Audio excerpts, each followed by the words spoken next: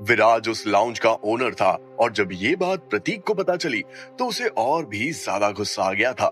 विराज जिंदल, क्या तू सच में मुझसे पंगा ले रहा है? तूने मुझे फंसाया है। विराज ने अपने हाथ फैलाते हुए इनोसेंट होने का दिखावा किया और बोला, प्रतीक, मैंने तुम्हारे साथ क्या किया?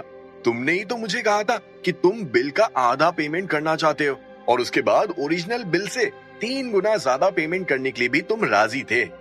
विराज जिंदल, फालतू की बकवास मत कर। अगर तूने मेरे 1 करोड़ रुपए नहीं लौटाए तो इसका अंजाम तुझे भुगतना पड़ेगा। प्रतीक का गुस्सा सैचुरेशन पॉइंट पर पहुंच गया था।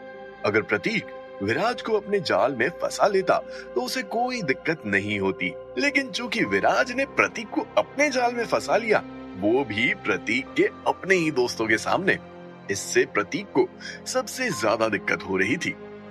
बात यहाँ पर पैसों की बिल्कुल भी नहीं थी।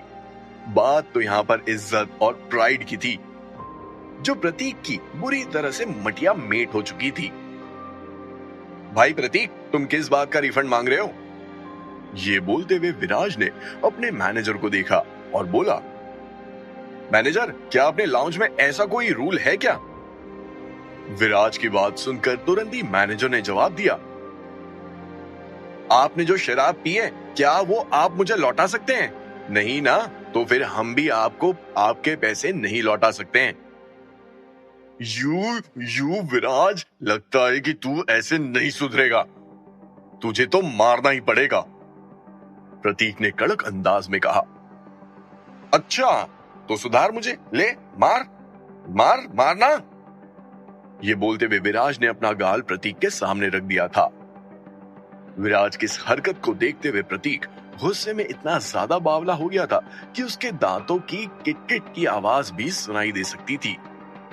लेकिन अनफॉर्चुनेटली प्रतीक उसके अलावा और कुछ भी नहीं कर सकता था। ये विराज का इलाका था। भले ही प्रतीक के पास उसके 20 दोस्त थे, लेकिन उसके बाद भी विराज के इलाके में कुछ भी करना उस पर ही भारी पड़ने वाला था।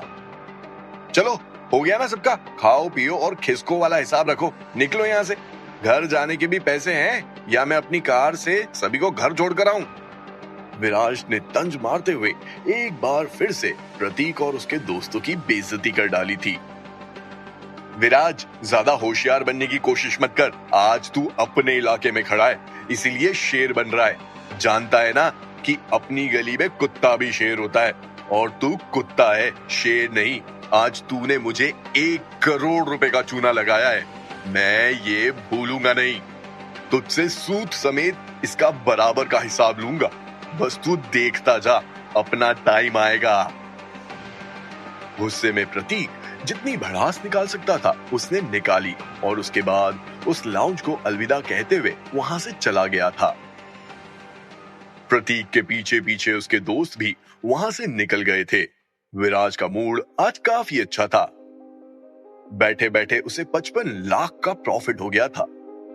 ऊपर से ओरिजिनल बिल पर जो प्रॉफिट हुआ वो अलग, यानी आराम से 60 से 70 लाख का प्रॉफिट।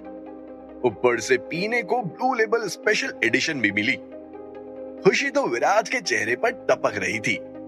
हालांकि विराज ने आज जो कुछ भी किया वो गलत था और ये बात विराज भी बहुत अच्छे से जानता था। लेकिन क्या प्रतीक जो विराज के साथ करने वाला था वो सही था? वो सभी के सामने विराज को ह्यूमिलिएट करना चाहता था। वो अलग बात है कि आज विराज के पास पैसे थे, वो इस लाउंज का ओनर था।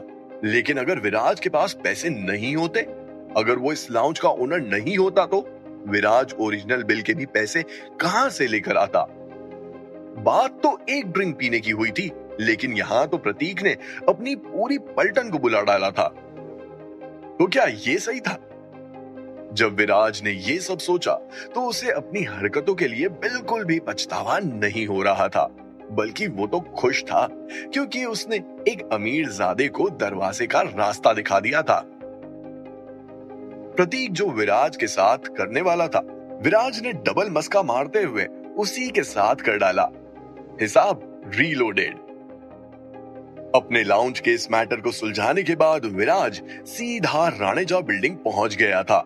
एमजीएफ मेट्रोपॉलिटन को खुले हुए कुछ महीने हो गए थे और उनका बिजनेस भी अच्छा खासा चल रहा था।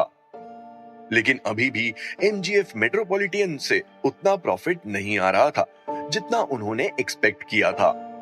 ये एक पेचीदा मामला था क्योंकि ऑफर से लेकर डिस्काउंट तक और प्रमोशन का सारा हिसाब किताब हो चुका था। अब टैक्टिक बदलने का समय आ गया था। स्पोर्ट्स एकेडमी को खोले हुए ज्यादा समय नहीं हुआ था, लेकिन अच्छे खासे एडमिशन आना शुरू हो गए थे।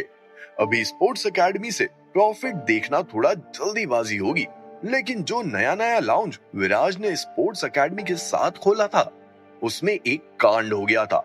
और जैसे ही विराज को वो कांड नजर आया, वैसे ही विराज के दिमाग में प्रतीक और उसकी धमकी दौड़ने लगी थी। भले ही प्रतीक ने उस समय कुछ भी नहीं किया हो, लेकिन वो धमकी देकर गया था और विराज के लिए वो एक बड़ा इशू था। ऐसे में उस कांड को अपने ही लोगों से छुपाना बहुत गलत होगा। इसीलिए विराज ने सभी को इकट्ठा किया और उस कांड को सभी के सामने अच्छे से एक्सप्लेन कर डाला था। जब प्रखर ने उस कांड के बारे में सुना तो वो बहुत ज्यादा खुश दिखाई दे रहा था।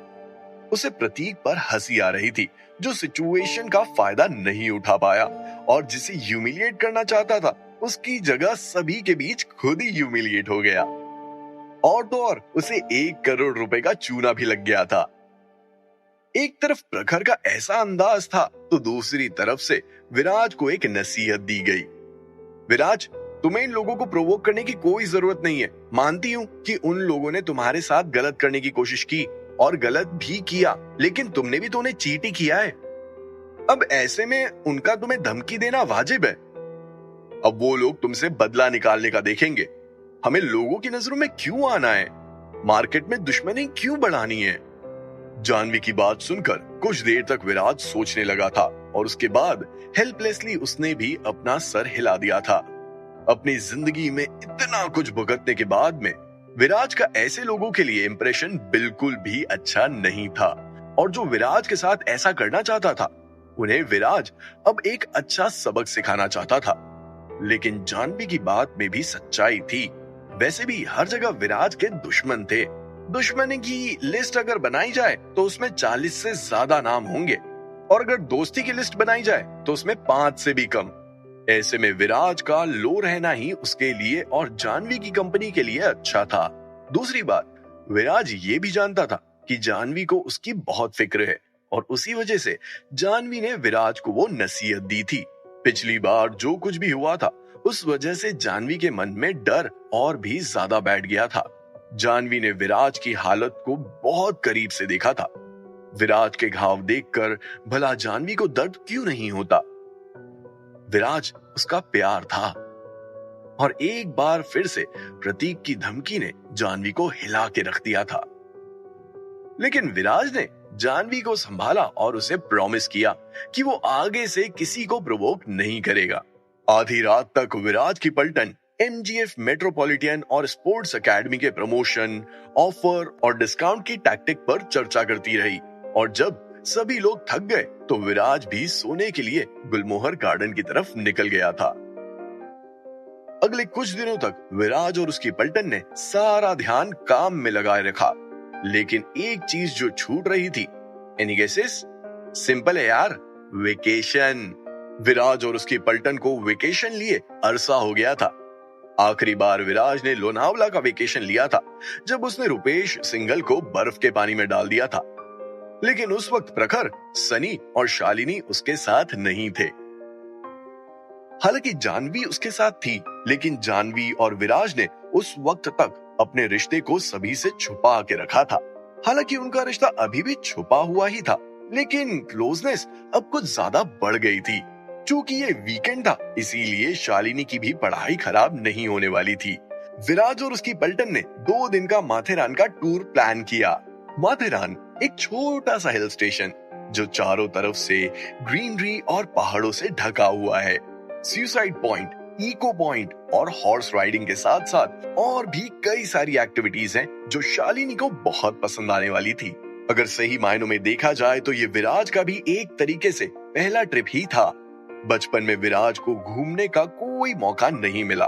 पढ़ाई के साथ साथ उसने पेट भरने के लिए काम किया, अपनी बहन शालिनी को संभाला। ऐसे में भला वो कभी स्कूल वालों के साथ ट्रिप पर कैसे जा सकता था, लेकिन अब तो जा सकता था ना। तो चलो, सैटरडे को सभी लोग माथेरान पहुंच गए थे। हालांकि ये ट्रिप सनी के लिए बिल्कुल भी अच्छा साबित नहीं हो रहा था। एक तरफ विराज और जानवी माथेरान की पहाड़ी कुत्तों को खाना खिला रहे थे, तो दूसरी तरफ प्रखर शालिनी के साथ खेल रहा था और सनी ना जाने कौन से ख्यालों में खोया हुआ था। सनी, भाई सनी, तू किस बारे में सोच रहा है? अबे यार, ये इतना लॉस्ट क्यों है? ये बोलते हुए प्रखर ने जोर से सनी का हाथ हिलाया और तब जाकर सनी अपने ख्यालों से बाहर आया और उसने प्रखर को देखते हुए कहा, ओ नहीं, कुछ नहीं। मुझे लगता है कि धूप बहुत ज्यादा है और इस वजह से थोड़ी गर्मी लग रही है। मैं सभी के लिए पानी लेकर आता हूँ, मुस्कुराते हुए सनी ने कहा और वो वहां से जाने लगा था। जब विराज ने सनी के इस रूप को देखा तो विराज को भी थोड़ा अजीब लगा। हालांकि सनी हमेशा ही चुप रहता था, लेकिन वो खुश मिजाज इंसान था। लेकिन इस बार वो चुप ही नहीं था, बल्कि उसके चेहरे पर कोई भी खुशी दिखाई नहीं दे रही थी। विराज और जानवी एक दूसरे के साथ समय बिता रहे थे। प्रखर शालिनी के साथ समय बिता रहा था और शायद इस वजह से सनी बहुत अकेला महसूस कर रहा था। आसमान में सूरज अपनी पूरी तपिश बरपा रहा था। विराज की पलटन का रिसोर्ट लेक के बेहद पास था। जब हवा का बहाव उस लेक के ऊपर से आ रहा था तो सभी को ठंडा ठंडा कूल कूल महसूस हो रहा था। हवा की मधुर आवाज के साथ पेड़ों को हिलते हुए देखना, वाह क्या शानदार नजारा था। और सभी इस शानदार सीनरी का आनंद लेते हुए सनी के वापस आने की राह देख रहे थे। सनी को गए हुए करीब 20 से 25 मिनट हो गए थे और सनी अभी तक वापस नहीं लौटा था। सनी के बर्ताव को देखते हुए विराज को चिंता होने लगी थी। थोड़ा और इंतजार करने के बाद भी जब सनी वापस नहीं आया तो प्रखर ने तुरंत ही हंसते हुए सनी पर एक तंज मारते हुए कहा, भाई वो पानी लेने गया है या फिर काम करने के लिए मुंबई चला गया है? प्रखर के इस तंज को सुनते हुए विराज ने भी शातिर मुस्कान के साथ अपना सिर हिलाते हुए कहा, प्रखर तू चुप रहे। भले ही अपना भाई सनी कितना भी वर्कहॉलिक क्यों ना हो, लेकिन वो बिना गुड बाय कहे थोड़ी ना मुंबई जाएगा। थोड़ा और इंतजार कर, अगर वो नहीं आया तो शायद हमें उसे ढूंढने जाना पड़ेगा। विराज की बात सुनकर सभी ने अपना सर हिलाया और सनी के आने की राह देखने लगे थे। विराज और उसकी पूरी पलटन रिसोर्ट के गार्डन में बैठी हुई थी और नदी का शानदार नजारा एंजॉय कर रही थी। 2 मिनट बाद उस गार्डन में और भी टूरिस्ट का एक ग्रुप आया जो किसी के बारे में बात कर रहा था। क्या ही बोलूं अब, क्या ऐसे इंसान को बिल्कुल भी शर्म नहीं आती? वो अपना चेहरा भी कैसे दिखा सकता है किसी को? अब छोड़ो भी, ये आजकल की यंग जनरेशन, पैसों के लिए ये लोग किसी भी हद तक जा सकते हैं। शुक्र मनाओ कि हमारे बच्चे ऐसे नहीं है। सच में, मतलब मुझे तो समझ नहीं आया कि एक अमीर औरत के सामने एक जवान लड़का पैसों के लिए आखिर कैसे झुक सकता है। उसके बाद में वो लड़का अपने दोस्तों के पास में जाकर बैठ गया है। उसके चेहरे पर कोई भी शर्म नहीं दिख रही है। उधर मत देखो, उन लोगों को हम पर शक हो जाएगा। लेकिन तुमने एकदम सही बात कही। पता नहीं उस लड़के ने क्यों मारा। उस लड़के के लिए क्या अच्छा है क्या बुरा है, शायद उसे पता ही नहीं है। आखिर ये टूरिस्ट किस बारे में बात कर रहे थे? क्या उनका इशारा सनी की तरफ था? आखिर सनी के मूड को अचानक से क्या हो गया था? सनी का बर्ताव इतना उखड़ा उखड़ा क्यों था? क्या इन टूरिस्ट की बात सुनकर विराज कोई एक्शन लेगा? आखिर सनी के इस अंदाज की पीछे की सच्चाई क्या है? जानने के लिए सुनिए कैश ऑन माई माइंड, सिर्फ और सिर्फ पॉकेट एफएम पर।